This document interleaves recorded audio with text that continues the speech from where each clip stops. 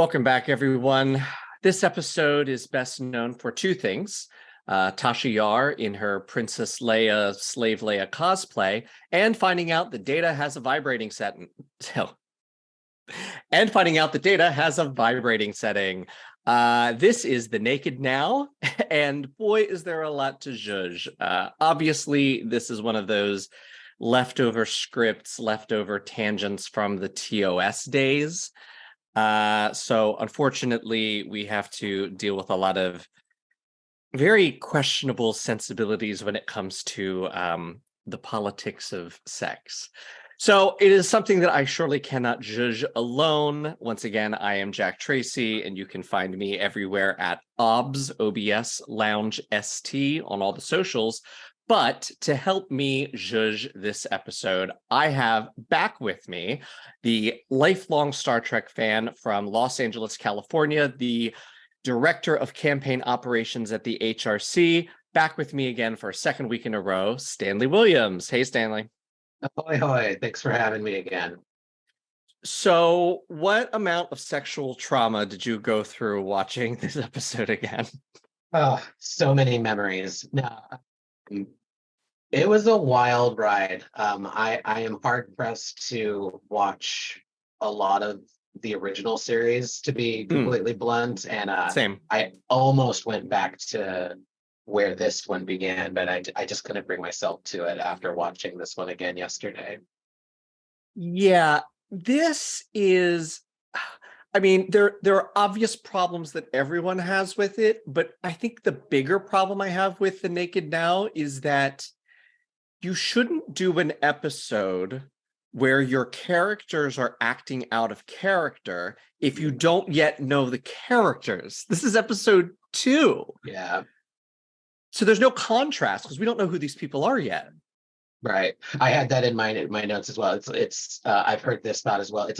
It in a way, it's kind of a bold move to do this with your characters before we know them, but not the best move. And it's not necessarily, it's definitely not a bold move to take an original series episode and just put it into the new show, especially when you hear that a lot of the time they were like, we want to do it different. There's a connection to Star Trek, but it needs to be different. And so let's redo one of our episodes. It's episode 2. Like, no sense. It's odd because they had so much time, you would think, to put together something new. It's not like they were racing like the handover from TNG to Deep Space Nine, where they basically took a bunch of unused or discount bin TNG scripts and were like, well, Deep Space Nine do these. It wasn't like, I mean, they could have created, they didn't need to rely on anything old. And in fact, it kind of goes against Gene's whole thing of they had to fight to be able to even say the name Spock in the Sarek episode because they did not want to really reference the old show at all. And so to do this, which is simply a reference to the old show, almost entirely a reference to the old show, seems so strange. Yeah, and they did it. I feel like we'll get into it with the zhuzhening, but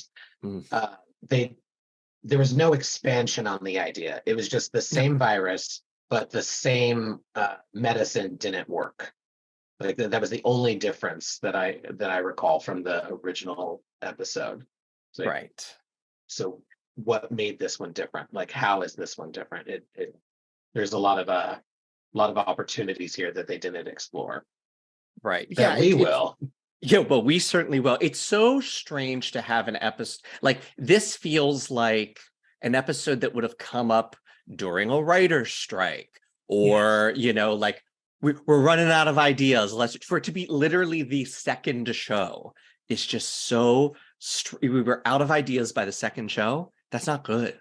Yeah, and it like you mentioned, the writer's strike. There's obviously currently for future listeners, there's currently one happening here in the year 2023, right. And it's hard not to think about the way that production works now. But like you were saying earlier, they had the time to do things differently on the show. They weren't being rushed, and it just feels like they had the time to suss out a lot of, like, I wrote down there were a lot of weird oddities, like especially in the dialogue. Yes. Geordi's dialogue at the end, like I have so many things in the brig that I had to condense, but I remember at the end when Picard says Wesley may have something to do with saving the ship. Like, no, he literally did. Like, come on. Like, there's a lot of, and it wasn't even Right. jokey, referential. It was just odd. Lots of odd things in this episode. Well, before we dig in, I should be a good podcast host and obviously reference that if you are listening to us, you do have the opportunity to also see us. There is a video version of this podcast on the Patreon at patreon.com/The Observation Lounge, where you will get exclusive content, early content, and it's all connected to the Observation Lounge on YouTube, where we have not only videos talking about episodes, but we also have mock-ups of, or how I create my custom action figures. And the reason I bring that up is I have a McDougal, the chief engineer from this episode, the only person on the ship who didn't get too horny to function. So if you need a McDougal in your Playmates line, we have one for you. And yeah, all sorts of fun videos. So hopefully you're over on the YouTube Observation Lounge and you subscribed. You've considered joining the Patreon. And of course, you subscribe to this podcast because you're listening to it right now. But let's go into the naked now. So you have surely, if you're listening to this, you've seen this episode. I don't need to do a beat by beat, but generally the crew of the Enterprise is subjected to an exotic illness, I'd say erotic illness, that drives them to unusual manic behavior akin to a type of alcoholic intoxication. And that's all the blurb is. And that's pretty much all there is. So what, Stanley, were the things that your first impressions upon rewatching the episodes, the thing that stuck out to you, things that you didn't quite remember, things that hit a bit different in 2023? What were your first impressions? Yeah, this was a wild episode that went in a lot of random different directions. I could see what they were trying to do with some of the character interactions. There were some bold moves, like I said earlier, particularly for the second episode before we know these people. But the execution, I think, was a little off. Some stuff with Geordi, stuff with Tasha. But I do love that we get Badass Beverly, medical mystery solver, in episode 2. I'll definitely be talking about that more. And we get a little bit more of the Troy and Riker. We don't get more of their backstory, but we definitely get more of that they have a backstory. They were playing that a little bit this episode. And the same thing with Picard and Beverly. Like there's an underlying attraction that we're going to play for this episode and never again until Allegiance? season. Yeah, like several seasons later. Or no, a long time passes before we get to touch on the Beverly and Picard relationship, which was a shame. So, to your Riker Troy point, of course, we now have Troy in the bun for the first time. We also have her call him Bill for, I think, the one and only time he was referred to as Bill. We get, obviously, they had leftover frost machine from Freeze and Tasha. They didn't have to do as many takes, so they used it over on the Tchaikovsky. That was the ship, right? The Tchaikovsky? Yeah. So we had... Yeah. I don't know if you pronounced the T or not. Who knows? Russians would know. Russians would know.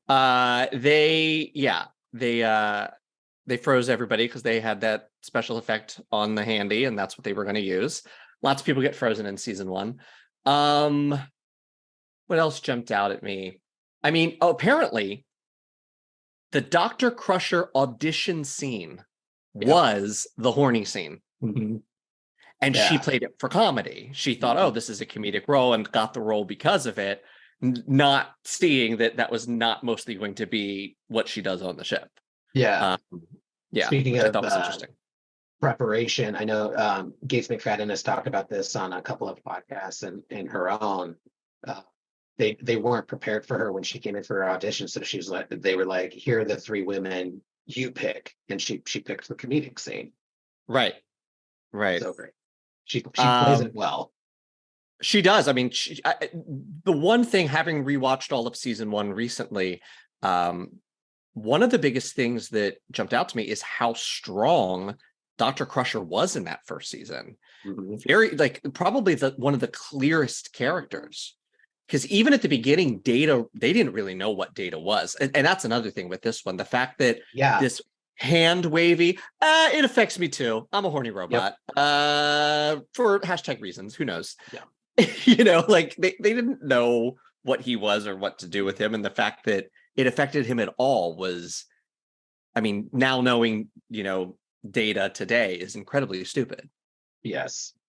Like how Uh, that's one of my big things is like so many things are left unexplained in this episode. We just that, like you said, it's hand wavy away with so many aspects of it. Like, man, we'll get to episode 3 and forget it. right. Who never gets horny? So it's, I think Riker only towards the very, very, very end. What I love about this episode, like I said last week, I think Riker being introduced today, if Next Generation was today, he would be stated as pansexual. He would have Yes. been probably more overtly sexual. I loved how Jonathan Frakes played this. There was no difference. He was like, this virus is not ready for Riker's already all the time horniness. And like there's some subtle differences. He's Jonathan Frakes is an excellent actor, but I just love that this virus was no match for William Riker, Bill Riker. Bill Riker, yeah, horny Bill Riker. Worf never comes down with it. No, they don't touch him. It makes Wesley the only teenager that we see on the ship horny for computers. Yeah, yeah. Interesting That's choice. going to be part of my zhuzhing. The fact that they forgot that there are children on this ship, like we just don't mention it in this entire episode. My headcanon, which will be part of, I'm skipping ahead, but Beverly, like the second Geordi leaves, she's like, well, shit, this is getting out there. All civilians are locked down. Like, right. You should have seen it, yeah, but which they would have done. Yeah. Though today, if you did that, you know, we'd obviously have to have the side of it where, you know, it's their freedom to not, you know, quarantine, and then we can have that whole thing. Actually, I thought of that. I'm rewatching season 1 of Strange New Worlds to get ready for season 2. Yeah. And the episode where they quarantine everybody from the light disease. Libraries, yeah. Man, like I saw that and I thought, like, I don't know if they'd be able to do this episode. Like, if they put it out today, you get a lot of backlash of like, well, you can't tell people to quarantine. Like, would people be, you know, they forced everybody to quarantine and like, no one had a problem with that. I don't know. And then the security chief breaks out really easily, but of course, the plot armor of that. So yes, I do like Beverly Medical Mystery. But yeah, it because the thing is they don't say it's not a horny disease, it's an intoxication disease. And the fact that it almost makes more sense for is it Shimoda and Wesley, where they're just like bumbling, yes, than it does for the other people where it makes them like DTF. Yeah. One thing that I thought was weird was the Tchaikovsky, I cannot say that other ship's name. I think it's Tchaikovsky. The Tchaikovsky. I think.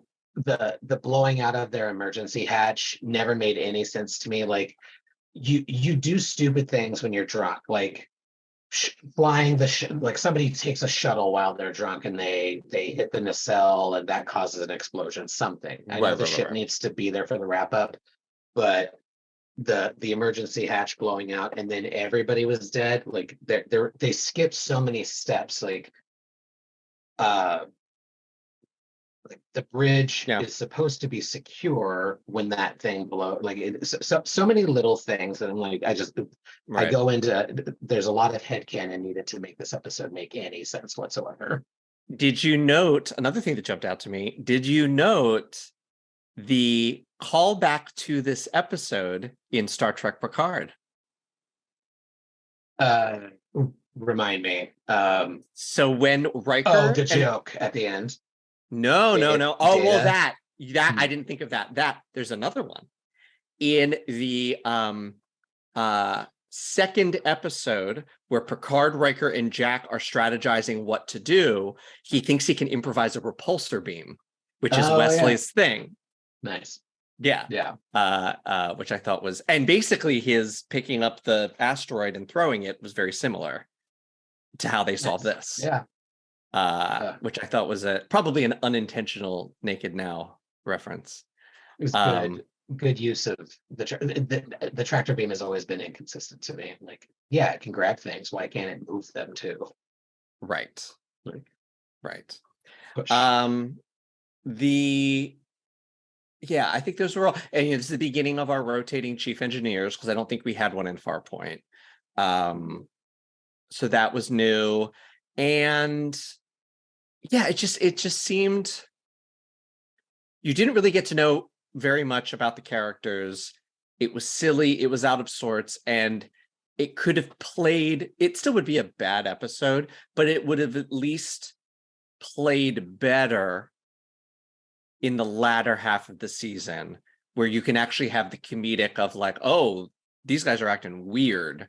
Yeah. Where this is just like, oh, is this who they are? Is this you don't, yeah, anyway, we've already talked about that. Especially with Picard and Beverly, I know that they end up dropping that they have something going on, perhaps, but if this episode were later on, to see them after a season of mostly not having that to play with, Yeah. realizing later in the season, oh, they've been hot for each other. That's Right. something interesting we'll see playing in season 2, I'm sure. Oh, no. Beverly's gone for season 2. And honestly, I would love to do, maybe this is a future podcast, but I would love to do a Zhuzh of season 2 where we like take out Pulaski and insert Beverly, and how would the story have been different? That would be interesting. I want to say for the record, I love Pulaski. Great character, wrong show. She's great, but yes, seeing what how Beverly would have been in that season would be interesting. I also like, there's so many multiverse what if scenarios. Once Gates told that story about her audition, it's like, wow, Gates McFadden, Tasha Yar, what would that be like? Well, and of course, most people know that Marina was cast as Tasha Yar and Denise's, and they switched it after casting. But that would have been a very interesting thing to see as well. Yeah. What if Denise Crosby stayed? What if the writers were better at writing women characters? What if? Oh, goodness. Right. Well, what if is the very nature of this podcast. So before we get into our wish list of what we would do to Zhuzh this episode, let's go through some who has the con, who goes to the brig, to get a sort of sussing out what elements of the story we like and might want to keep versus the things that absolutely have to go. So why don't you, Stanley, give us your first of who has the con in the Naked Now? Beverly has the con. Beverly always has the con. As she should, and we'll see it in future seasons, and we'll see it in Picard. She's a badass, put her in control. She solves this medical mystery, even though she's the one who's like, well, wait a minute, here's what's going on. We need to lock things down. Although it's not stated too much, but then she obviously solves, like, okay, this medicine's not working. Let's suss it out some more, and she saves the ship. The Crusher family saves the ship in this episode. As usual. Yeah. For me, and hear me out on it, the Tasha data scene has the con. Only because it is the foundation upon which other great things that come later have meaning. The Tasha hologram has more meaning because of that scene. The Data interaction with the Borg Queen in First Contact has more meaning because of that scene. Even though she comes out as Slave Leia and wait, Data, you jewel. Like, who talks like this? So weird. It's weird. It would have been better if we knew who Data was at that time, and he was a little more just like naive and cold, as opposed, because he was kind of playing it like yowza yowza, which is not very Data. I think it could have been better, but look, it's a problematic scene because the security chief of the Enterprise gets excited that, well, first does she go wardrobe, going through Troy's wardrobe? Yeah.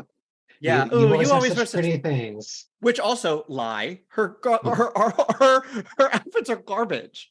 Yes. Her outfits are what my dance teacher made us buy fabrics for our like recreation center dance costumes. They're ugly, horrible prints. So that in itself goes to the brig, the outfits. But that she gets horny for clothes because girls be shopping, and then puts on her sluttiest harem pants and gets super excited that the sentient android also has a buzz setting. It's, even though that is deeply problematic, that scene has so much resonance all the way through Picard. Absolutely. I put that scene in the brig for similar reasons. I think there's a good mirror to it, right? Like that. Two of my brig things are about the execution, not the actual thing. Right. And in this, it's that I think the execution of the scene could use some zhuzhing, for sure. Zhuzhing. So what's the other brig that needs, what other execution goes to the brig?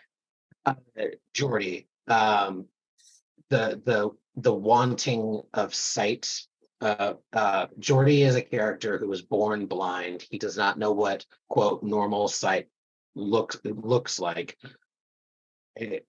I want to be careful here because I am an able-bodied person, but to me it does feel like there's a hint of ableism there, like the disability of this character being written as in some episodes as a superpower because his vision is better. Like it's just a little inconsistent, and there's something in that scene with him and Tasha where I can see wanting what others have. I can see not wanting to be different, but the way that it was played, not by the actors, but like in the dialogue, it felt a little too much of, well, of course blind people want eyesight. Like, right. And if you talk to most people with a disability that I've interacted with, or I see their content on all the socials, they're living their life. They're not going about, well, gee golly, if only I had this, that, or the other. Like they are just trying to live their life in a society that does not accommodate them the way that our future in Star Trek does accommodate Geordi. So I thought the execution was just a little wonky for me. And there's probably a difference, again, also as not having a disability myself, at least a physical one. I would assume there is a difference between someone like Geordi, who has always been blind, and maybe someone who lost their sight at some point along the way. That they might have a different interaction towards the, wishing to have it. Someone who never had it may not wish for something they have no concept of what it is. So why would they wish for it? They are who they are. This is their life, versus someone who knows and now doesn't have it. And they might feel, some people who have that situation might feel it as a loss. And again, to me, it's another scene that could be done great later in the series, after Geordi has saved the ship so many times with his vision and his extraordinary abilities to only learn that there is a piece of him that only comes out when he's intoxicated by this thing. Yeah. That might want to give it all away to, like his scene in Insurrection, which I think was done nicely. Yeah. Just like you were talking about with Tasha and Data, like the scene does plant some stuff that pays off really well later, although certainly Right. not planned. It's definitely like the execution of it, like in the Tasha and Data stuff, like her traumatic past. I think there is probably something here about her discovering her own sexual identity that like And that's it my is Zhuzh. her. Yeah, it is on her. Like it's not it's not connected to her trauma in any way other than she is self-discovering. She's discovering her own agency. Right. Although pushed a little bit by this virus. Like the execution of those two scenes and the interactions with those characters is just a little wonky. 1987. Right. I'm also going to send to the brig the entire Wesley piece of it goes to the brig. And even though, because this, I think, started the Wesley hatred, Wesley always saves the ship. Mm-hmm. And do I think he could have had an important part to play to show that he can he can play with the adults and have something helpful to do? Yes. But his ability to take over main engineering was extremely harmful to his character. Mm-hmm. It just set him up to be hated by the fandom of no, we never liked. I can't think of any of the Star Treks, the genius kid, the kid who's that's never a likable character for us. Jake Sisko is a regular old kid. He's just a teenage boy. So I think he and Nog are the only kids that are likable in the entire franchise. I like Alexander because of his innocence and the fact that Alexander as a juxtaposition to Worf. Yeah. Works for me. I know there's a lot of Alexander hate out there. I don't like older Alexander because then it's just I just didn't like the older Alexander stuff on Deep Space Nine. But I do like shoehorned for sure. Yes. And the fact that they didn't address it at all in Picard is very strange, as everything was about parents and we didn't reference at all. Which honestly, one of my unanswered questions when Worf says, "Do not presume to know what I've sacrificed for this." That to me was like, "Uh-oh, Alexander's dead." Yeah, I've said this in a couple of other spaces. If they had given Terry and the team 2 more episodes, prefer 2 more, because we got 4 for a setup, 4 for a deepening, and then just 2 to wrap everything up. I think that could have given some more room for what's Worf's deal in the last few years, because if there was something about Alexander dying, it would have made that hit so much harder. I'll always take more episodes of Picard season 3, but I do think there were slow areas that could have been we didn't need as much time with them on Metalis Prime. We could have done something there. I think 7 and 8 have a lot of dead air that could go. Yes. We could have made room for it, but they got it. I want to say threw it together because that sounds pejorative. They got it together very quickly. So the fact that we got what we got in the time allotted and the limited budget and is incredible. Yeah. But I'm trying to think anything else I want to say about the episode.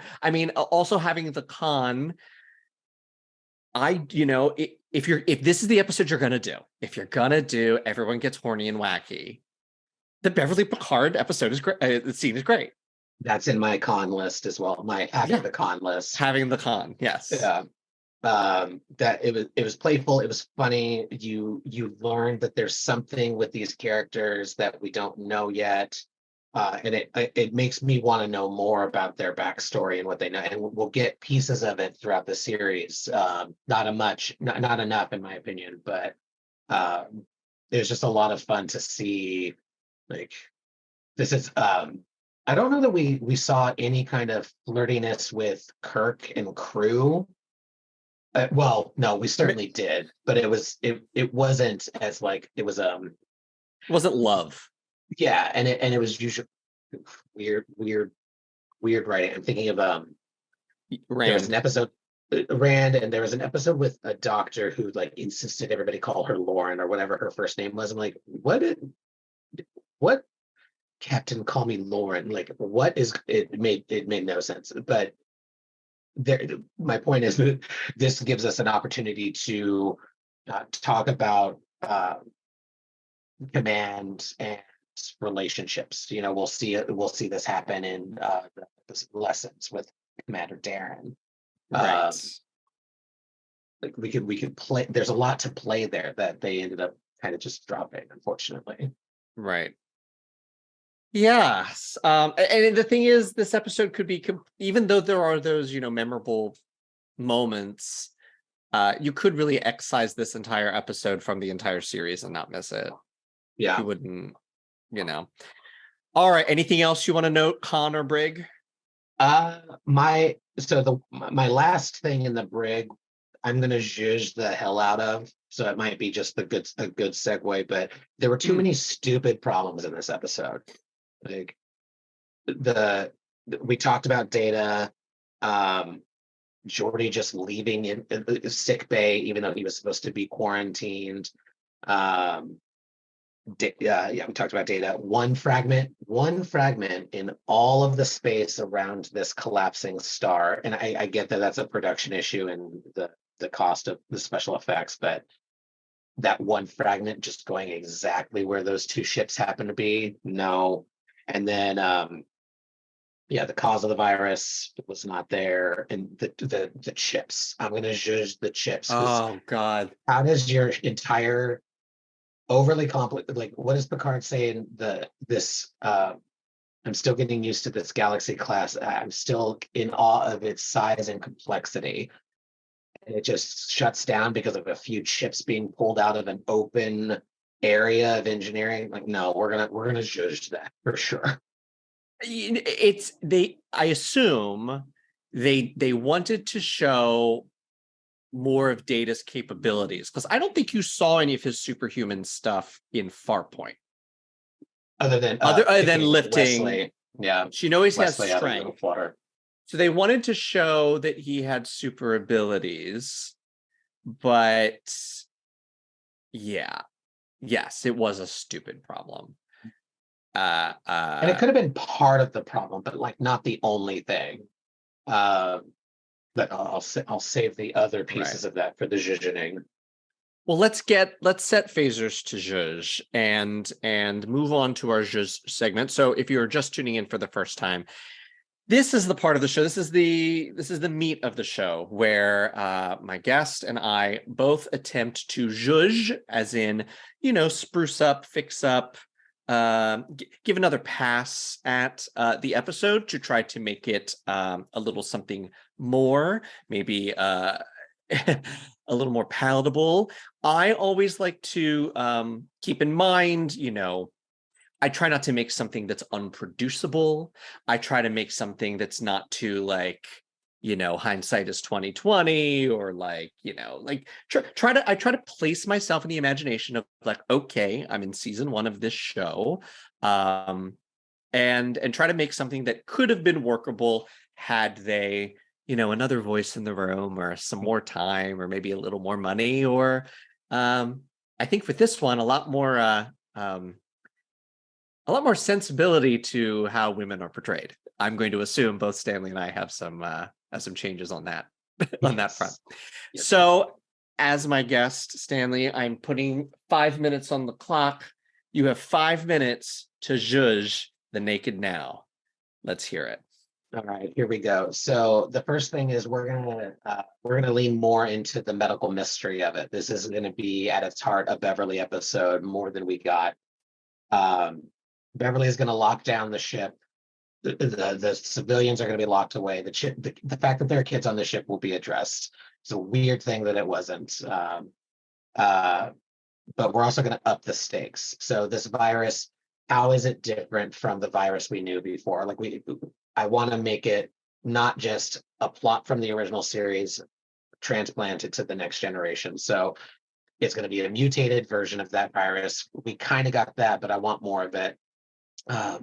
The thing that kills people is not going to be just stupid acts. There will be some stupid acts, not realizing what your phaser was set on, stealing a shuttle and crashing it into a nacelle, that kind of thing, but not blowing out an airlock. That, like, no matter how drunk you are, unless you have some suicidal ideation, you're not going to be doing that. But the virus is going to be mutated in my Zhuzhing to eventually kill people.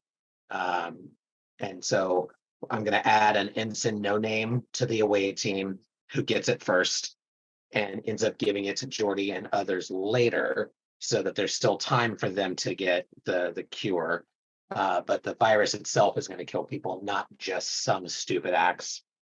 I am going to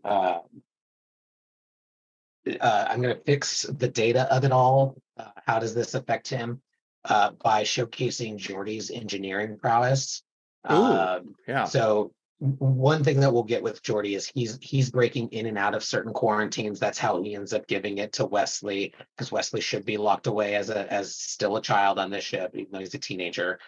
And then he's just bored and drunk, and he gives Data, like, in a scene with Data, there's something about, like, yeah, do you want to experience what it's like to be drunk? And so I've been working on this program or something, like, I only have 5 minutes, but I would figure out a way to make it make sense, where he's like, well, I could upload a program to simulate what drunkenness is for you. And Data's like, sure, whatever. Similarly with Data and Tasha, I'm going to need your help with this one, I'm sure, but like it needs the zhuzhing of consent. Like, there needs to be agency. There needs to be like I'm glad that they gave Data the virus, even though it makes no sense, because otherwise it would have just been very predatory if he was just like, well, I guess I'll have sex with this clearly drunk woman. So like he will have this virus that he can't turn off for whatever reason at this point. And there's going to be more of like, yes, I do actually want this. It's not just the virus. Like the virus is the instigator, not the only cause. And I want Tasha to have some agency and exploration of her sexuality here. The engineer, I actually like this character. I like that in 1987 we have a woman chief engineer. She gets dumber as the episode goes along, and so I'm going to fix that. Completely taking out Wesley taking over engineering. He is going to have the repulsor beam idea, and the chief engineer is not going to be like, well, that'll take weeks of new circuitry. They'll figure it out together. So it gives Wesley an opportunity to play, but the chief is the one who's like, okay, let's make this happen. This is a great idea. What do you think about this? Like how your perspective on this is really interesting. And come up with some other problem that they solve together to make the repulsor work. Right. You noted that they say the word circuit and circuitry too much in the first season. Yes. Yeah, like what is this? And the control chips will be moved, and like we'll still have Data do that as a critical part of something, but not. We're going to give him something to do that fixes something real, like maybe bypassing the chips because somebody phasered them, not just pulled them out, like. Or crashed a shuttle into an impulse engine. Some that we need a real problem that isn't just a few isolinear chips puzzle piece kind of thing. If the isolinear chips removal didn't happen, if it wasn't a matter of like, I took all the pieces out, oopsie, guess we can't do nothing. If it was, Wesley has this idea. She's like, that's real great and probably could work. And we would need, hours, not yes. Hours to reconfigure that. And it's like, well, I can do it right now. And that's what Data's doing. He's reconfiguring and can do it faster. That works for me. Yeah. And then at the same time, we get Beverly solving the crisis. Solving the crisis. You know, I will also say I forgot to mention how stupid it is that they figure it out because somebody remembers the picture of someone frozen in a shower once. Yeah. Yeah. I'm That's kind the of best. okay with it, but it is like the way that they get that's one of the places where there was some weird dialogue too. Because Riker is like, Captain, we figured it out. Like, no, you didn't. You remembered a time that something similar happened. It's just Right. weird to it was a bold claim on Riker's part. Like, well, we figured it out. Not And yet. it wasn't more likely that Beverly would find the pathogen and there would be some record of it in the system, and that would lead them back. Because if you want, listen, if you want to Easter egg TOS for whatever reason, even though there was this hard and fast rule of like, don't reference TOS, but if you wanted to reference TOS, it was fine to throw it in as like, oh, it's similar to that. You know, here's some member berries, nerds. Like, it's similar to that virus. Move on. And if you know, if the zhuzhening of last week, I think I cut McCoy completely. But if right. we had a scene of McCoy and Crusher, how cool would it be in this episode? It's like, well, wait a minute. I was just talking to Dr. McCoy, and he told me so many great stories about what was going on in his Enterprise. And it reminded Beverly, and she's the one who looks up the Enterprise records, like Dr. McCoy, who's literally just on this ship, fixed this problem before. Let's like build that connection. Okay, I could see that. I could see that makes logical sense, and I think fans would like it, but I also could understand why the showrunners of Next Gen wouldn't like that, because it's like, oh, Beverly's only good because she, you know, relies on the better doctor from the last show. Like they want to like make her, no, she's just good because she's good at her job. Like she doesn't need McCoy to. So I could like, but yeah, I could see that as well. All right, so this is a medical mystery with less stupidity and less stupid obstacles and more consent. Yes. All right, so that brings me to my Zhuzh. So we differ in our Zhuzhes because you leaned into making it a Beverly story, and Beverly is, of course, my favorite character in all of Star Trek. However, I have made this a Tasha Data story. So I like it. I'm throwing out the reference to TOS, you know, the it can be similar because it's another disease makes crew do something, but it's similar to that in name only. That's all.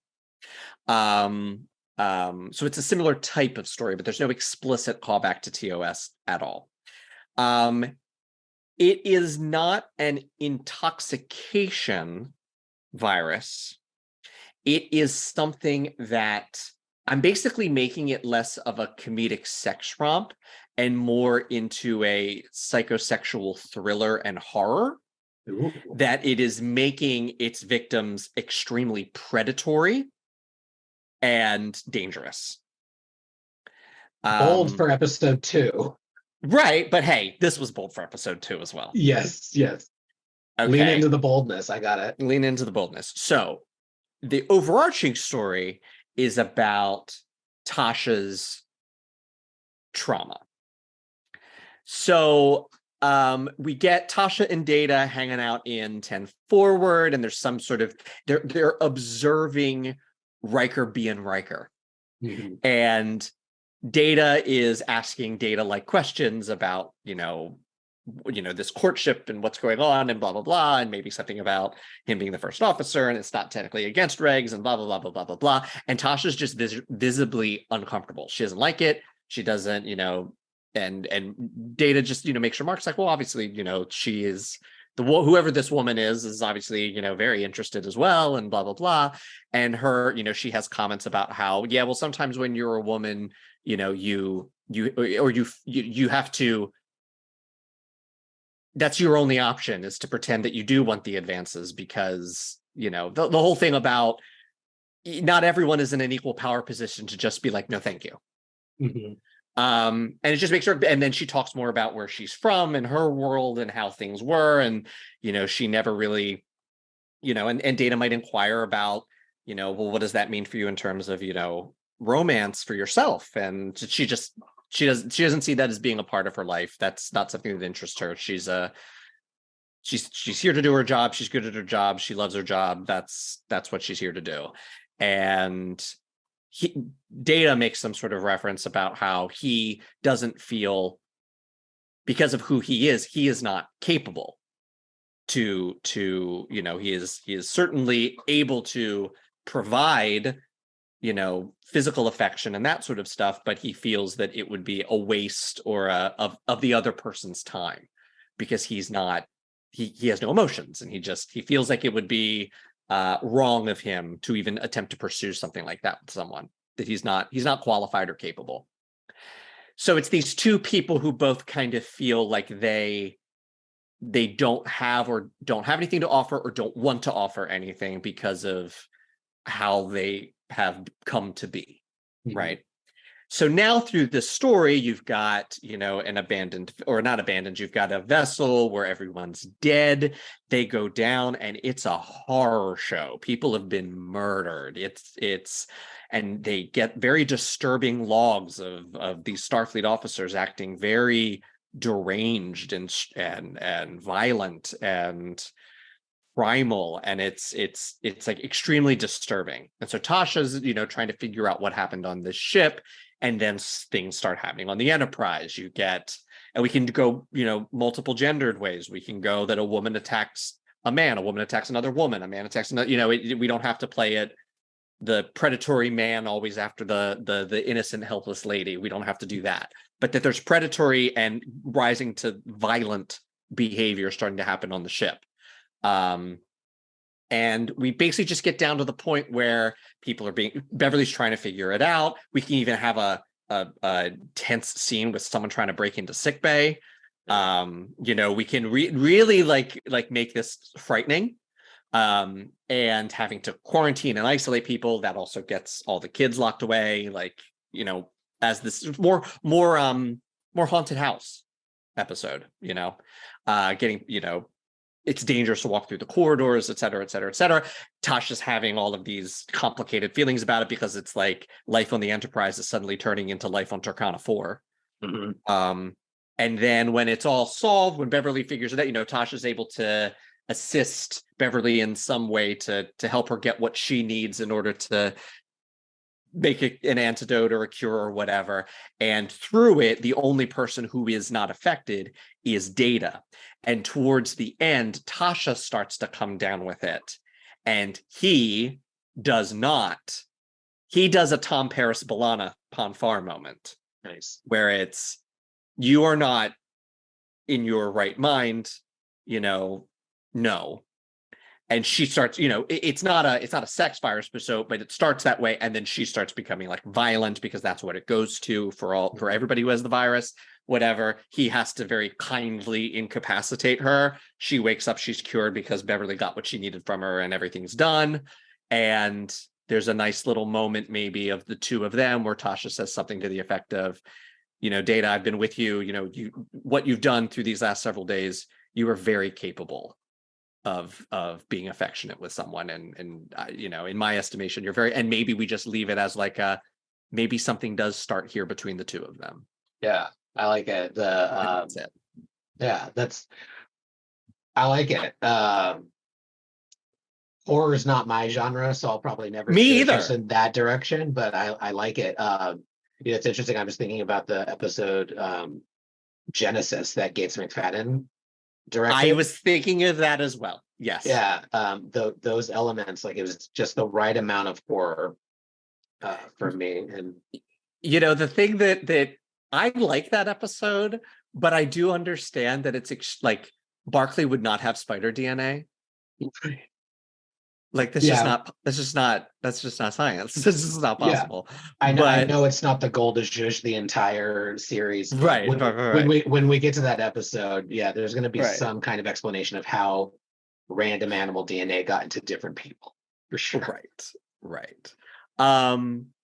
Yeah, but for me, if you're gonna make it about sort of people behaving badly and sexual, and you've got this character of Tasha Yar, who we know grew up on a planet where she talks quite often in the little time she's on the show about how she had to hide from rape gangs.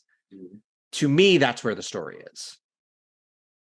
is that Tasha has escaped that world and is now in the beautiful world of the Federation that she just defended with her whole heart, that got her frozen in the last episode. And now she's watching the ship, her paradise, turn into a Tarkana 4-like place. Yeah, there's a lot of drama and tension there. Absolutely. Yeah. And then, of course, you need someone other than two cis males to be in the writer's room to make sure the female point of view is cared for. But that would be my pitch to a more representative writer's room to flesh out. Yeah, I like it. All right, so I'm liking that we are always leaning, as two good gay men should. We're always leaning hard into the female characters and making sure they get a little more to do.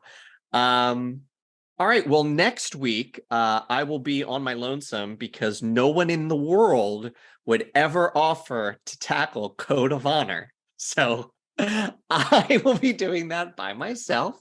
And if the show is not canceled after me even discussing that horrible episode, you can join us later where Stanley will rejoin me for The Last Outpost. But until then, Stanley, where can people find you on the internet? I am at OnlyStans85 on most of the socials.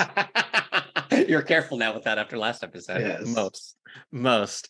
And of course, you can find the Observation Lounge, which is the parent content hub for Star Trek Zhuzh-erations, bad takes, where I mock some internet trolls' bad take on Star Trek in a way that amuses me and hopefully someone else. The Etsy shop of all of the Etsy.com/shop/necessary outlet, where you can buy a McDougal 4.5-inch Playmates custom figure, an Argyle figure, a frozen Tasha. All of those great. I really fleshed out my season ones to start. But I think McDougal's the only one from Naked Now that I've done. You can, but all of that is through the Observation Lounge, and you can find that on YouTube at the Observation Lounge, or you can find me on all the socials at OBS Obs Lounge ST for Star Trek. So until next week, when I tackle probably the most racist episode of all of Star Trek, buckle up. You can get the hell off my bridge.